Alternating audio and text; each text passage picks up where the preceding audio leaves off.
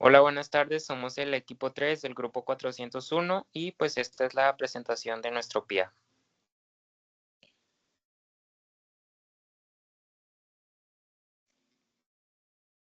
A manera de introducción, pues en este PIA se aplican los conocimientos aprendidos pues durante el curso para crear un plan de alimentación para una persona con diabetes tipo 2.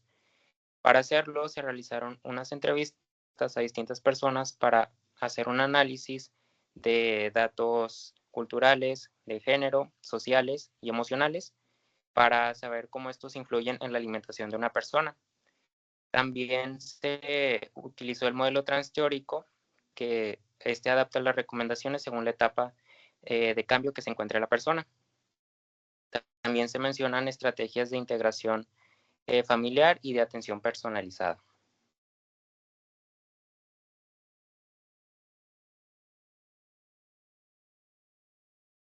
En cuanto a la metodología, pues también, como ya lo mencioné, se realizaron entrevistas cualitativas para entender pues cómo factores emocionales, culturales, sociales y de género influyen en la alimentación y el tratamiento de la persona. Con el propósito pues es aplicar lo aprendido para crear un plan de alimentación personalizado a personas con diabetes tipo 2. Y pues el enfoque, se usó un enfoque integral, intercultural, basado en el modelo transteórico para identificar la etapa del cambio.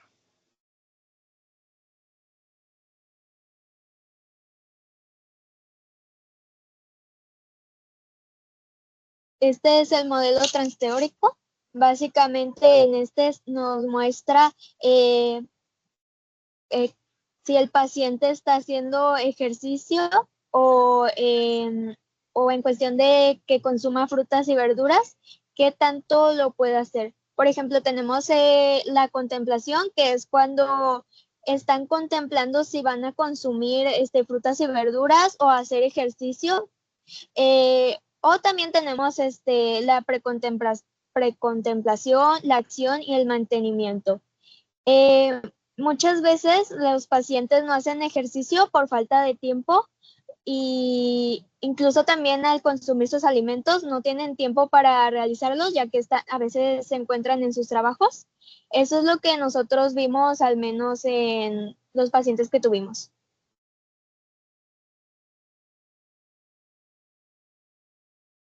La experiencia con el nutriólogo, en su mayoría fue muy positiva, aunque la mayoría ya no está yendo con el nutriólogo. Muchas veces es por falta de tiempo o por el alto costo de las consultas privadas e incluso los cambios frecuentes de las citas que tienen en el IMSS.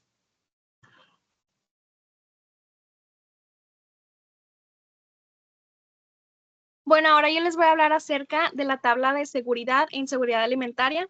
Como sabemos aquí, estos términos se refieren principalmente a si el paciente cuenta con los ingresos suficientes para poder consumir alimentos de la canasta básica semanalmente. En este caso, pudimos observar que la mayoría de nuestros pacientes tienen aproximadamente 500 pesos semanales para comprarse productos para ellos mismos. Aquí obviamente también pudimos distinguir que 2 de los pacientes están en inseguridad alimentaria leve, 2 se encuentran en inseguridad alimentaria moderada y 2 se encuentran en inseguridad alimentaria. Entonces, incluso siendo la misma cantidad, para cada paciente esta cantidad representa algo diferente dependiendo de sus necesidades y de sus preferencias.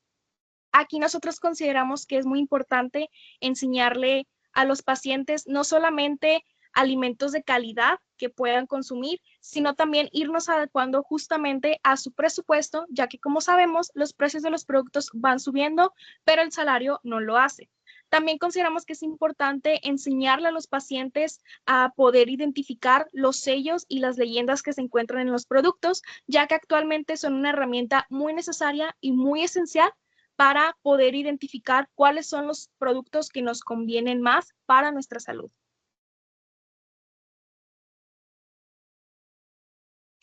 Ahora vamos a hablar acerca de la tabla sobre salud mental y emociones. Como sabemos, la nutrición emocional es algo muy importante, ya que justamente la manera en cómo nos sentimos puede afectar la manera en cómo llevamos a cabo nuestra dieta.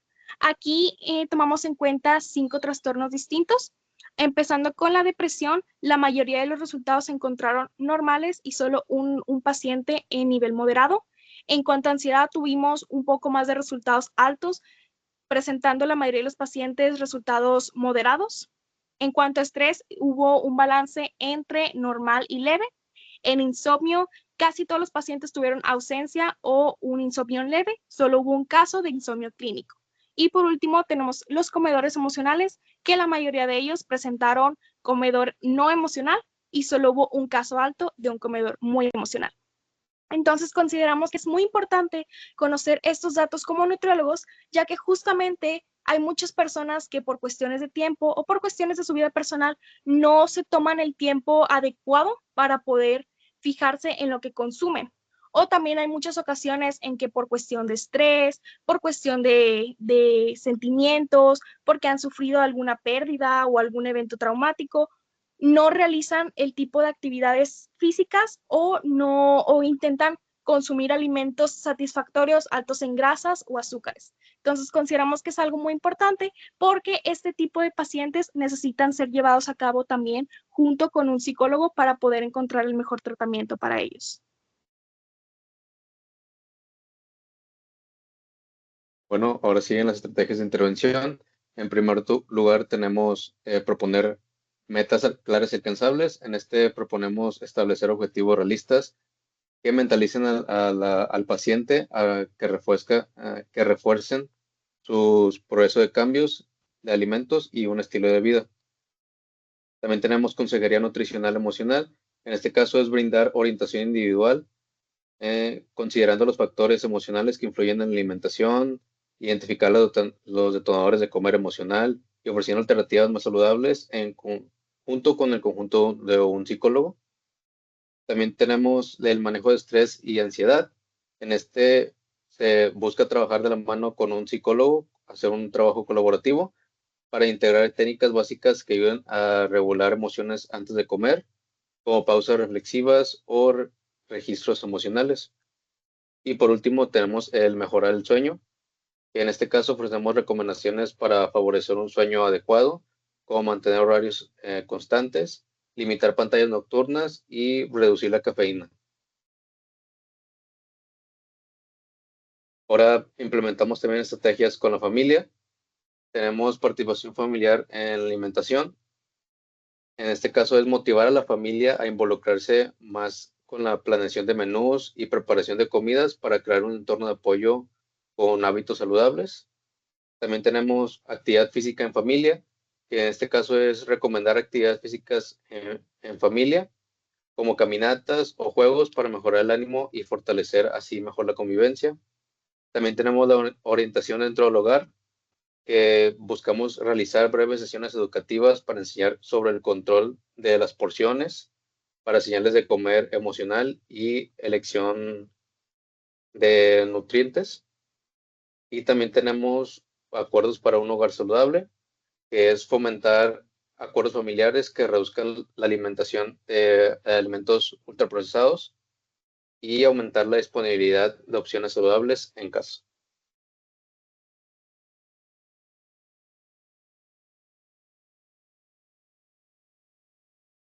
Bueno, como conclusión individual de mi parte, al momento de realizar la entrevista, pues a una persona con diabetes tipo 2, me dio mucho conocimiento de cómo serían las entrevistas a pacientes cuando cuando me encuentre ejerciendo esta profesión.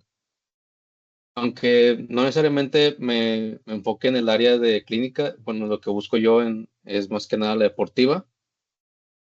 También, pues es interesante porque aún así se pueden como presentar los casos que lleguen a tener algunos deportistas y llega a complicar más el tratamiento en sí de nutritivo.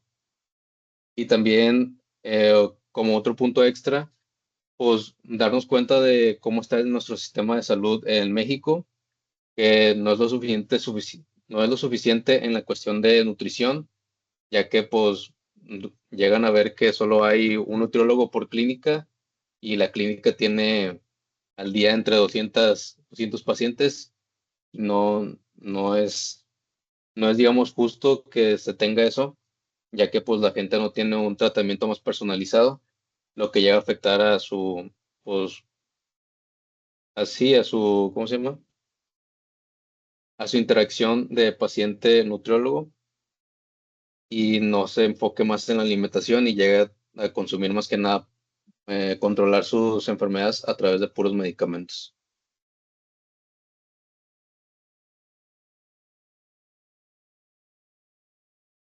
En mi conclusión, pues, a mí me pareció muy interesante el poder realizar la entrevista, ya que pues me permitió convivir, pues, o tener un acercamiento más real con una persona, pues, ya como me vería en el futuro, o sea, cómo es realizar, pues, una entrevista. También me ayudó a comprender, pues, lo que implica convivir, pues, con este padecimiento, el tener que cambiar tus hábitos, pues, el comenzar a hacer ejercicio, a comer más saludable. Pues la persona que yo entrevisté me mencionaba que pues tuvo que cambiar, eh, más que nada pues sus hábitos de alimentación, que pues creo que es de los más importantes o el principal. También pues el realizar ejercicio, también pues me pareció muy interesante porque pues creo que es un padecimiento muy complicado, pero pues no tenía tanto conocimiento acerca de esto, pues al realizar la entrevista me favoreció mucho porque pues pude conocer más a fondo pues lo que implica pues como ya lo mencioné convivir con esto. También pues creo que es es un padecimiento que se deben de implementar muchas formas de prevenirlo y como ya lo mencionaba mi compañero pues a veces pues las consultas con el nutriólogo pues no son del todo bien. Creo que también pues a manera general se deberían de implementar más medidas pues para que sea más amena la consulta con un nutriólogo. Bueno, como mi conclusión personal, concuerdo con mis compañeros en que, pues, justamente muchas veces, por ejemplo, en clase nosotros hablamos acerca de estas patologías, de la fisiología, de cómo los afectan, pero creo que ya lo vemos como de una manera muy diferente una vez que empezamos a platicar con un paciente, porque pues hay muchas cosas que no tomamos en cuenta y creo que es algo que aprendimos a lo largo de esta materia, que muchas veces creemos que los nutriólogos solo nos enfocamos directamente como en un problema de salud o solamente tomamos en cuenta las medidas antropométricas de la persona, pero realmente no es así. Tenemos que tomar muchísimas cosas en cuenta, tales como lo mencionamos a lo largo de esta presentación, la salud emocional, la seguridad alimentaria, acerca de cómo se siente la persona, si está lista para empezar con nuevos hábitos alimenticios o no. Hay realmente muchos aspectos culturales, sociales y económicos que nosotros como nutrólogos debemos de tomar en cuenta para todos los pacientes y esto nos sirve para enseñarnos que justamente para los que lleguemos a dedicarnos al área clínica, y que tengamos que convivir con distintas personas todos los días, vamos a tener que aprender a hacer planes personalizados justamente para poder satisfacer las necesidades de cada persona adecuadamente. A mí me pareció muy interesante realizar esta actividad que fue la entrevista a un paciente con diabetes tipo 2. En mi caso, mi paciente estaba muy mal emocionalmente, tenía de que mucha ansiedad, depresión, y para mí fue un poco fuerte emocionalmente dialogar con esta persona y darme cuenta de que pues la vida no es tan fácil para una persona con esta enfermedad, y teniendo muchos problemas y estando sola porque pues esta persona no tiene hijos, no está casada, solo se enfoca en su trabajo y su vida es el trabajo. Eh, para mí fue un choque muy emocional, tuve un choque emocional eh, con esa entrevista, pero me di cuenta que aprendí demasiado, sabiendo que no solo es la nutrición la que nos debemos enfocar, también es el lado psicológico, porque muchas personas están muy mal y eso los lleva como consecuencia tienen enfermedades.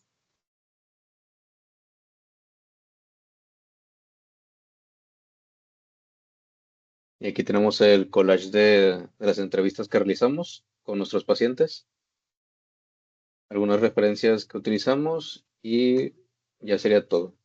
En esta parte, muchas gracias.